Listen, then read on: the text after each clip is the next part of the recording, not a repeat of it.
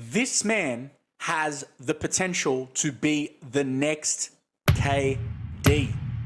Got some growth opportunities, but I think he's got a fantastic slate to start with.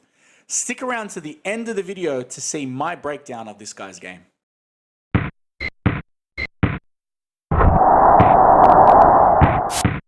What is good, everybody out there? Thanks again for checking into another episode of Court Thoughts, the channel where we basically talk basketball. On this episode, your boy is doing a reaction based on a comment. I said this before, and I'll say it again, all right? I am the poor man's people's champ. What do I mean by that? I'm for the people, bro. I just ain't rich. All right? I'm still broke. But we're going to be doing a reaction based off of a comment. So first and foremost, big shout out to Harashikaizu, who left me a comment on the Richie Rivero video. So firstly, thank you so much for leaving a comment, and shout out to everyone else who's leaving comments for me as well. I really do appreciate it. But Harashikaizu asked me to go through and do a reaction on some more Filipino players. So I'm going to do that today, but I'm going to spice it up a little bit. Yeah, boy. Now, the reaction that we're going to be doing today is on Kai Sotto. Kai Sotto is currently playing as a center for the Adelaide 36ers.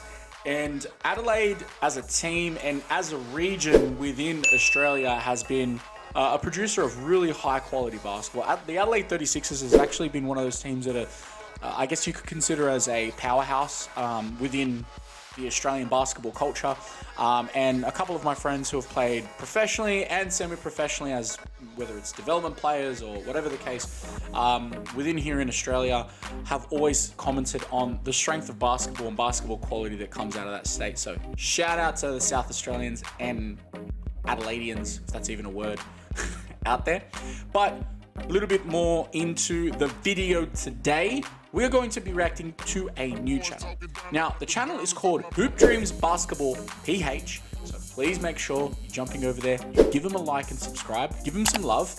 And the video itself is called Kai Sotto, 12 points in 13 minutes, Adelaide 36ers versus Illawarra Hawks, NBL Jan 24, 2022. So this is actually a relatively recent video. We're coming into the end of March now, but enough waffling on.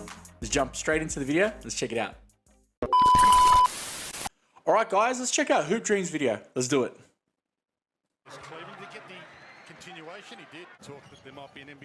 Oof, good hezzy. Yay! Great, fantastic of initiation of contact and to play through the contacts. Sitting off in that spot. Ooh. Ooh. Hey, that was a good shot. Just didn't sink.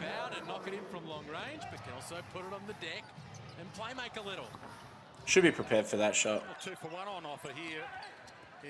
Got to dig in. That's a foul.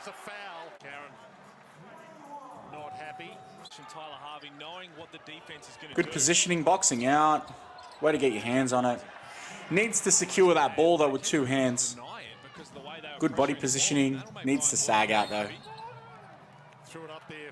Floated past to Kai Sotto, and Harry just kind of backed his way. Dude's so big. So big just to be able to jump up and try and tap at that. Jeez. Try and get that tip in. Kai Sotto's only 25% from the free throw line. 25%? I don't know if that's for the career. I hope not. Maybe for the game. Might make sense. Good form, good release though. Good positioning, keeping him out. Needs to defensively move a little bit better and shield off.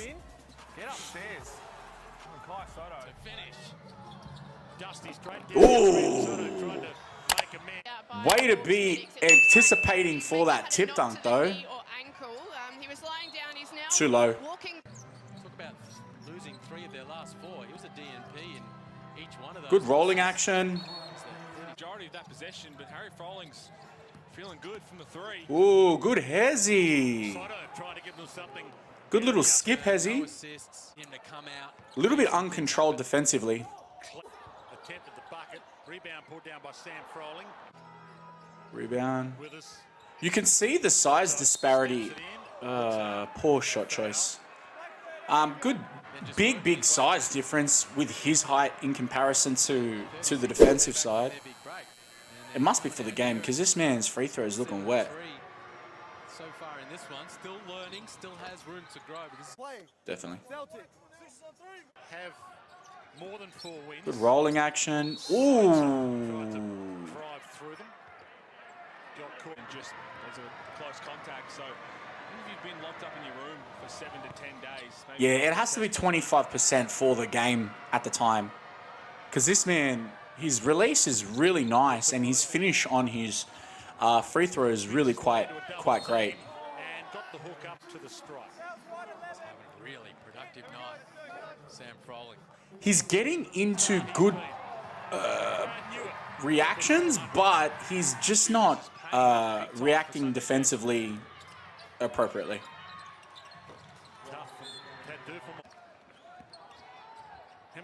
Ooh.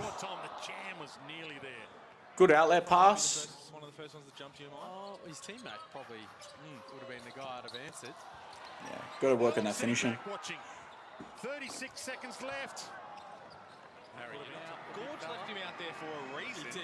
And he's literally... Yeah, 100% has 25% for the game at that time. So they'll have 7 seconds left to give it to Harry to launch for 9. Thank you so much, Hoop Dreams. Fire video.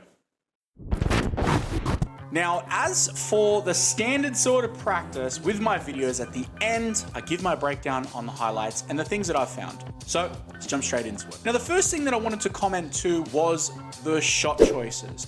I do believe that the shot choices could have been improved on. There was quite a fair few times where he was out a fair bit outside of a really close range. He's almost in a mid-range and he's trying to do these one-handed sort of hook shot, floater type shots, but they're in an uncontrolled manner. Now, when I mean uncontrolled, his basic body composition is being pushed off and he's not in a counteracting movement. Now, if you look at someone like Michael Jordan, or you look at Kobe Bryant, or anyone that has a really tight fadeaway game or post game, you'll generally notice that they have counter-action movements. Counter-action movements are things like leg swings, knee lifts, or such. And basically what it does is it helps keep your body balanced, but most importantly, tries to position your body in a square action to the ring. If you're in a very straight on position to the basket, meaning that you're straight up, okay, there's no movement whatsoever. If you jump up and there is the slightest bump, your body's gonna have to try and counter and move in these awkward ways to compensate for that action. Now, if you have one hand on the ball, you've just made the shot harder, okay?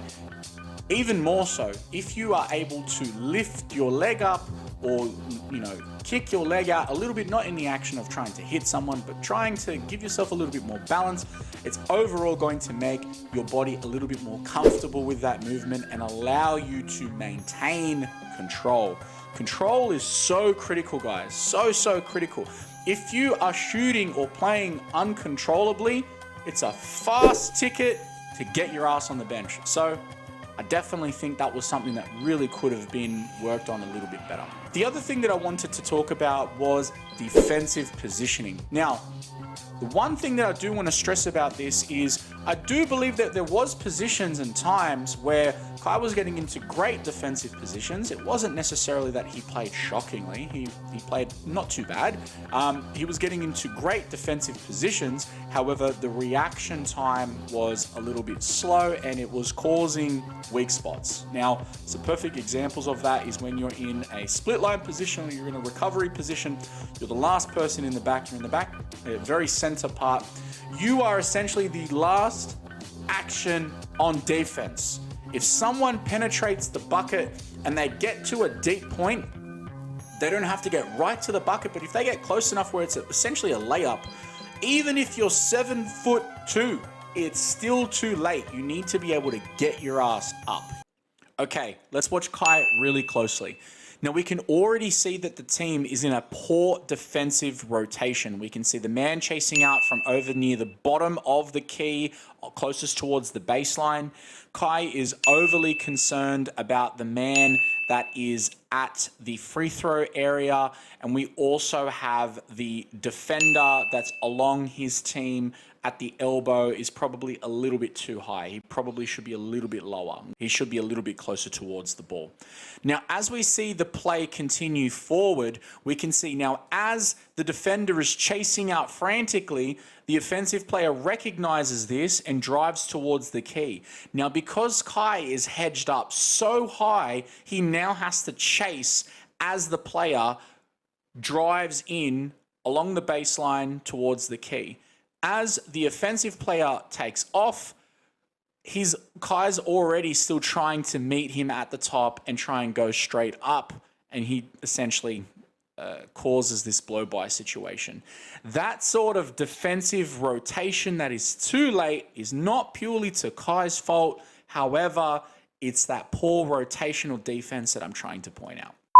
And now back to your regularly scheduled program. You need to be able to lift up, contest that shot, and force them to try and make a dump-off pass or whatever. And this is just really about the overall reactions of the team, whether the team needs to communicate better. I don't necessarily put all that weight onto Kai. I do think that overall it was just a reactive thing. And, well, I'm going to talk a little bit about why I think that might be the case a little bit further on. The other thing that I wanted to talk about was overall the height mismatch and the body positioning with the style of play. I haven't watched a tremendous amount of Kai's highlights before, to be perfectly honest with you.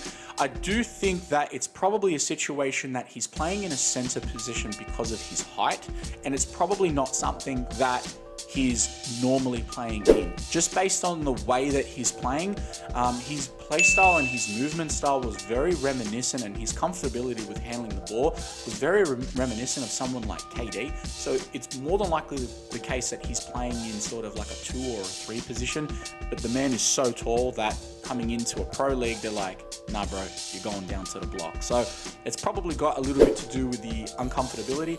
And I can tell you firsthand, as someone who's played as a guard for the bulk of my life, and in later years transitioned into playing mid or low post positions, it is a learning curve, and it's something that you have to get used to. And this man's really, really young. So it's, you know, it's going to be a factor of growth and progression. Now, the last thing that I wanted to comment to is this man is hella young, okay?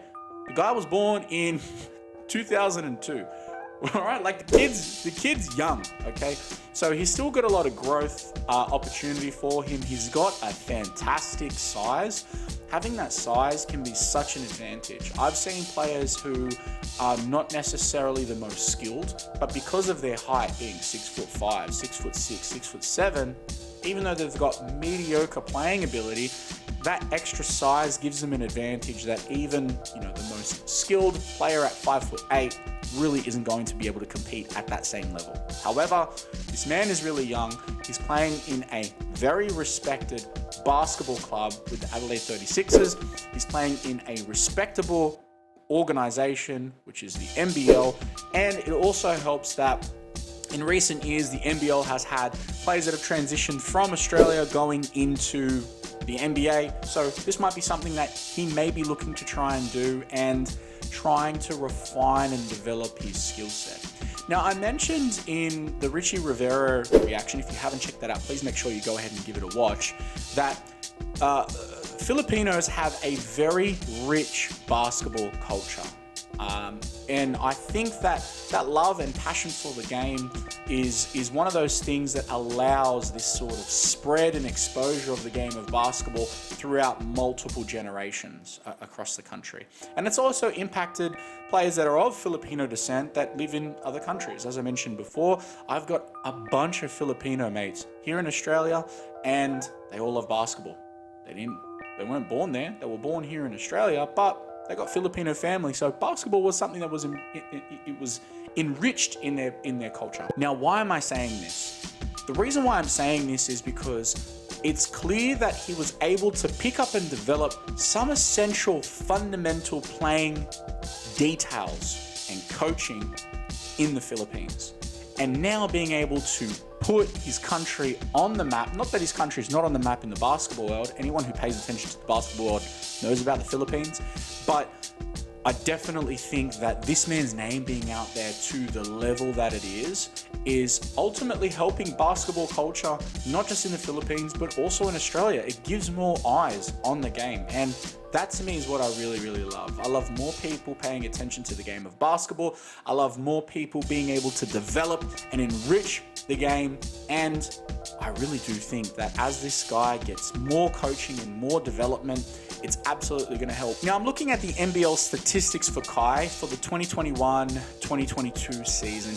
I can see currently at the moment he's averaging 6.71 points, 0.71 assists, 4.86 rebounds, and 46% field goals. Now, to be honest with you, that's actually pretty low. However, if we actually go through and look at the amount of minutes and production that this guy is contributing within a game, I'm not surprised. On average, he's actually playing about 15 and a half minutes, which really isn't a lot of time. And even if you were to really look at it, he's playing in a position where generally basketball essentially now is much more of a guard-centric game. I've mentioned this in previous episodes, so he's probably not getting a tremendous amount of touches. In fact, there's actual games that I can see here that he played under 8 minutes, so it's pretty hard to produce anything more than 8 points in a game when you're playing so little. So, and this might just have to do with the fact that they're trying to develop the team and they're also trying to develop around him. It's a little bit herky-jerky to play with someone new, and it's also really difficult to play with someone that's a unicorn. So now imagine how that impacts your team's dynamic, your team's directive, and also your team's playing style. It's going to take a little bit of a learning curve. But to be honest with you, I'm really looking forward to seeing some more highlights and some more information about Kai Sotto. I don't really watch a lot of NBL. I don't have a lot of time, especially now at the moment as your boy is literally next week. I'm going into my first game for the season. So I'm running out of a lot of time. We're not getting a lot of time to do a lot of extracurricular activities.